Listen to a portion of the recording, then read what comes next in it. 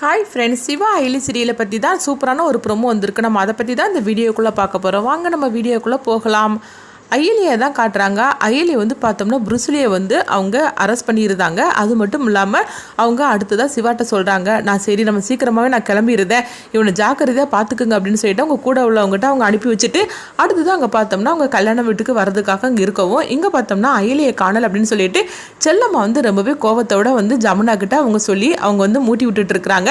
அப்போ ஜமுனாவும் கேட்டுட்டு இருக்கிறாங்க, அயலி எங்கே போனா அப்படின்னு சொல்லி கேட்கவும், ஏன்னா செல்லம்மாவுக்கு அயலி வெளியே போயிருக்கிற விஷயம் தெரியும். அதனால தான் ஜமுனா கிட்ட அவங்க அவங்கள போட்டு கொடுத்துட்டு இருக்கவும் உடனே ஜமுனா கோவத்தோட கேட்கும்போது பத்மா சொல்றாங்க, அவ கோயிலுக்கு போயிருக்கிறா, கொஞ்ச நேரத்தில் அவள் மண்டபத்துக்கு வந்துருவா, அதனால நம்ம மண்டபத்துக்கு கிளம்பல அப்படிங்கவும், அவள் எதுக்காக இந்த நேரத்தில் இந்த மாதிரிலாம் பண்ணிட்டு இருக்கிறா, அவள் வேணும்னு இதெல்லாம் செஞ்சுட்டு இருக்கிறா, அவள் ஏன் அப்படி இருக்காளோ தெரியல, அவள் வரட்டும் அப்படின்னு சொல்லிட்டு அவங்க கோவத்தோட இருக்கவும் அடுத்து இங்கே பார்த்தோம்னா கபிலனோட அம்மாவை தான் காட்டுறாங்க. அப்போ அவங்க அம்மா சொல்லிட்டு இருக்கிறாங்க, பாத்தியா நம்ம மாப்பிள்ளை வீட்டுக்காரங்க நம்மளே இவ்வளோ சீக்கிரம் வந்தாச்சுது, ஆனால் பொண்ணு வீட்டுக்காரங்க இவ்வளோ நேரம் ஆனதுக்கு அப்புறமா காணலை அப்படின்னு சொல்லிட்டு இந்திராணிட்ட சொல்லவும், அப்போ இந்திராணியும் ஏற்கனவே அயலி மேலே அவங்க கோவமா இருக்கிறாங்க. இப்போ பார்த்தோம்னா இது ஒட்டுமொத்த கோவமும் அவங்க பொண்ணு வீட்டுக்காரங்க மேலே இந்திராணிக்கு திரும்புது. அப்போ கபிலனோட அம்மா சொல்லும் போது உடனே கபிலனோட அப்பா தடுக்கிறாங்க, இங்க பாரு அவங்க வருவாங்க, நீ எதுக்காக இந்த மாதிரிலாம் கத்திட்டு இருக்கிற அப்படிங்கும் போது அப்போ இந்திராணியும் சொல்றாங்க, சித்தி சொன்னதுல எந்தவித தப்பும் கிடையாது, அவங்க பொண்ணு வீட்டுக்காரங்க, அவங்க முன்னாடியே இங்க வந்திருக்க வேண்டாமா, உண்மையை சொல்ல போனாக்கி நம்ம அதாவது கபிலனை அழைச்சிட்டு வரும்போது அவங்க தானே ஆரத்தி எடுத்து மண்டபத்துக்குள்ள கூட்டிட்டு போயிருக்கணும், ஆனா நம்ம இவ்வளவு நேரம் ஆனதுக்கு அப்புறமும் கூட அவங்க வர காணலையே அப்படின்னு இந்திராணி சொல்லவும் உடனே தேவனாகி சொல்றாங்க, இந்திராணி இன்னைக்கு தான் நீ கரெக்டா பேசியிருக்கிற, நான் இத்தனை நாள் நான் பேசிட்டு இருக்கும் போது நீயும் என்னை திட்டுவே இல்லை, இப்ப மாதிரி நீ அவங்கள பத்தி புரிஞ்சுக்கிட்டியா, அவங்களுக்கு இப்பவுமே இந்த அளவுக்கு அவங்க இருக்கிறாங்களே, கல்யாணம் முடிஞ்சிட்டாக்கி அவங்கள பிடிக்கவே முடியாது போலுக்கு அப்படின்னு கோவத்தோட பேசுவோம். அடுத்து பார்த்தப்பானா எல்லாருமே வந்துருந்தாங்க.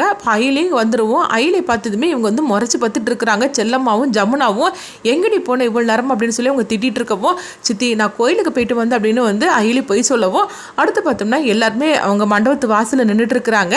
அப்போ கபிலனோட அம்மா இந்திராணி அதாவது மாப்பிள்ளட்டுக்காரங்க அவ்வளோருமே வரவும் உடனே கபிலனோட அம்மா கேட்குறாங்க, நீங்கள் பொண்ணு வீட்டுக்காரங்க தானே, உங்களுக்கு இப்போ தான் வர தெரிஞ்சிச்சா, உண்மையை சொல்ல போனாக்கி நாங்கள் வரதுக்கு முன்னாடியே நீங்களாம் அங்கே வந்திருக்கணும், ஆனால் நாங்கள் இவ்வளோ நேரம் ஆனதுக்கப்புறமும் கூட நீங்கள் இப்போ தானே வந்திருக்கிறீங்க, ஆடி அசைஞ்சு உங்களுக்கு அப்படி என்ன தான் வேலை அப்படின்னு சொல்லவோ, எல்லா வேலையுமே நாங்கள் தான் செஞ்சுருக்குறோம், எல்லா செலவுமே நாங்கள் தான் பண்ணுறோம், அப்படி இருக்கும்போது நீங்கள் இவ்வளோ லேட்டாக வாரீங்களா அப்படின்னு சொல்லும் போது உடனே செல்லம்மாவும் ஜமுனாவும் சொல்கிறாங்க, இல்லை மன்னிச்சிருங்க வரதுக்கு கொஞ்சம் லேட்டாகி போச்சு அப்படிங்கும்போது உடனே இந்திராணி கேட்டுட்டு இருக்கிறாங்க, எங்கே உங்கள் பெரிய பொண்ணு அயலி எங்கே அப்படின்னு சொல்லி கேட்கவும் உடனே அயலி அப்படின்னு சொல்லி கூப்பிடவும் அயலி வராங்க.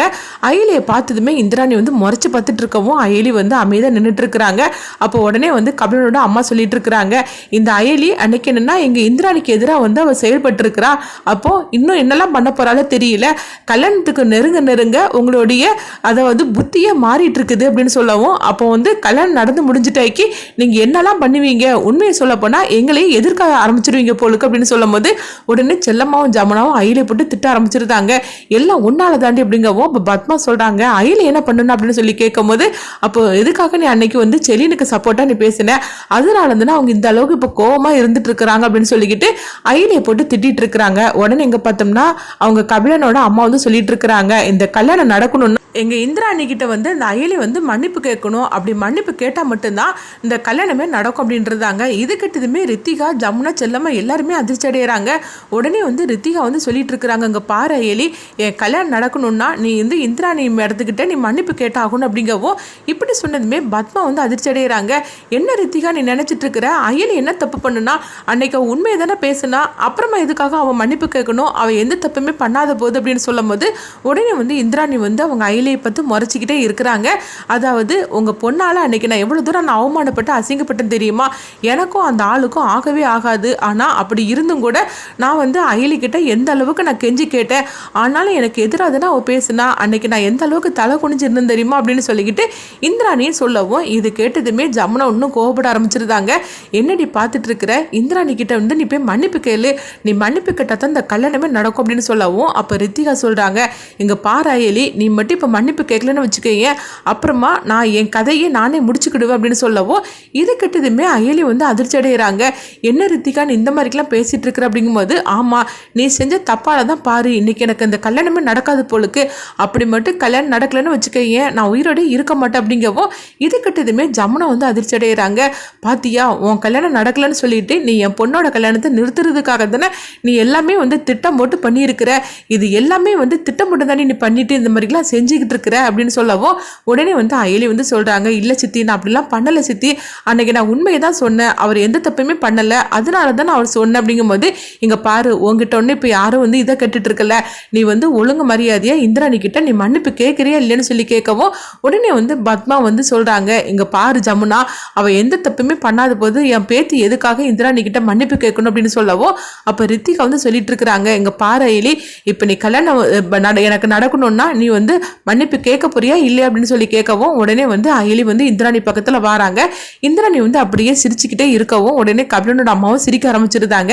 என்ன இருந்தாலும் சரிதான் அயலி நம்மளுக்கு பணிஞ்சுதான் போகணும் அப்படின்னு சொல்லிக்கிட்டு அவங்க சிரிச்சிட்டு இருக்கவும் அடுத்து பார்த்தோம்னா அயலி வந்து இந்திராணி பக்கத்துல வரவும் உடனே இந்திராணி வந்து உனக்கு எவ்வளவு திமிரு இருந்தா அன்னைக்கு என்னை எதிர்த்து பேசுவ, இன்னைக்கு பாத்தியா எல்லாரும் முன்னாடியும் என் காலில் உன்னை விழ வைக்க போறானா அப்படின்னு சொல்லிக்கிட்டு இந்திராணி ரொம்பவே கெத்தா திமிரோட அவங்க நின்றுட்டு இருக்கவும் அப்ப அயலி வந்து ஒரு முடிவு எடுக்கிறாங்க.